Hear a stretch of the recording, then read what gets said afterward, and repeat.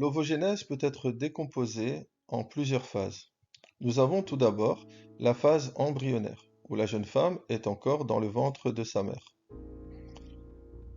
Ensuite, la puberté, car c'est là que va reprendre l'ovogénèse et elle se terminera au moment de la ménopause.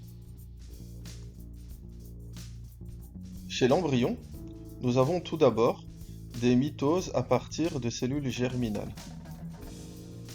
Nous aurons environ des millions de ce que l'on appelle des ovogonies, qui sont des cellules diploïdes.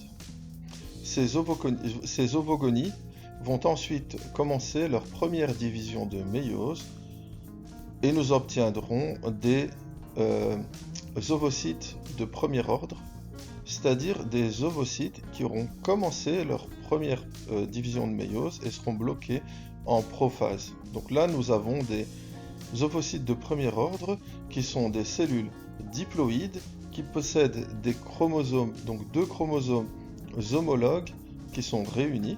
Donc là, nous avons des tétrades.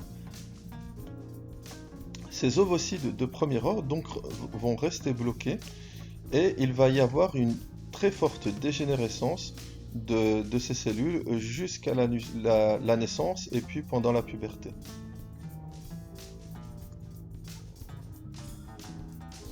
Au moment de la puberté, on aura une reprise de la méiose. À chaque cycle menstruel, nous avons plusieurs follicules qui seront mobilisés, mais un seul d'entre eux va continuer jusqu'en méiose 2 et il sera bloqué en métaphase 2 de la deuxième division de méiose. Nous aurons donc ici une cellule qui est haploïde avec des chromosomes doubles, avec deux chromatides.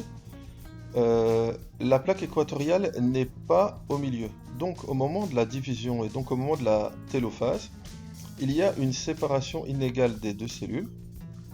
On aura une cellule qui est grande et que nous appellerons ovocyte de deuxième ordre ou ovocyte 2, qui va contenir une grande quantité du cytoplasme et des réserves et une toute petite cellule qui, elle, est également haploïde et que l'on appellera le premier globule polaire.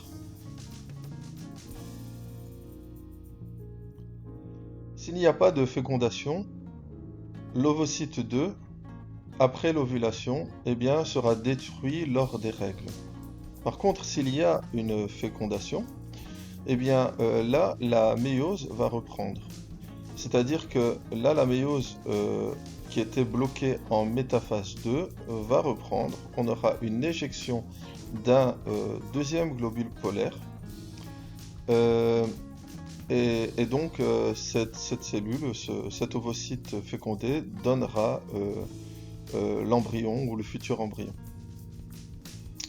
Vu que le précédent globule polaire, qui était ici lui, va continuer sa division de méiose, donc à la fin on se retrouve avec l'ovocyte fécondé qui donnera l'embryon et 3 globules polaires.